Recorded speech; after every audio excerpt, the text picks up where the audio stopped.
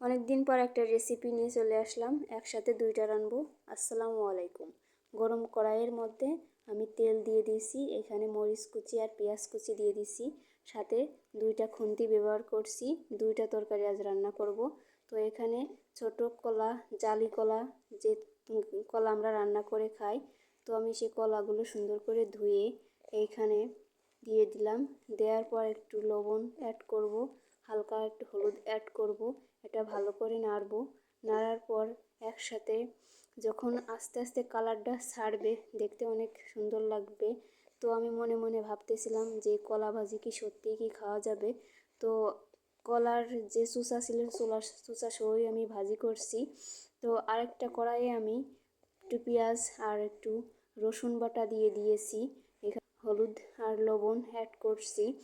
আমি আরেকটা তরকারি রান্না করব। তো এইখানে দেখি আমার ভাজিটাও প্রায় আটে আটে যাচ্ছে। তো এখানে আমি শুকনো মরিচের গুঁড়াও অ্যাড করছি। অ্যাড করার পর আমি ভালো করে নাড়তে থাকবো। এখানে মিষ্টি কুমড়া ব্যবহার করতেছি।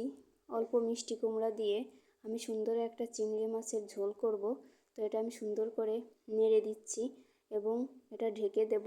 তো আমি যে চিংড়ি মাছগুলো পরিষ্কার করে রেখেছি, তো আমি আবারও নেড়ে দিলাম যাতে আপনার সিদ্ধ হতে সময় না লাগে। পানিও অ্যাড করে দিয়েছি এবং ঢেকে দিয়েছি। আর এখানে আমার ভাজিটাও প্রায় হয়ে গেছে কাছাকাছি।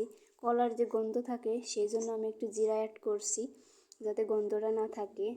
আবার এখানে একটু জিরা দিয়ে দিচ্ছি যাতে আপনার যখন রান্না হয়ে যাবে তখন আবার একটু জিরা দেব। এটা আবার ঢেকে দিলাম। আমার ভাজিটাও রেডি। তো আমি এখানে ডিম একটা অ্যাড করতেছি, যদি কলা ভাজি না খাওয়া যায় এই জন্য। তো আমি আসলে অবাক, অনেক সুন্দর হয়েছে ভাজিটা, মাশাল্লাহ। এখানে আমার মিষ্টি কুমড়াও রান্না প্রায় কষানো শেষ।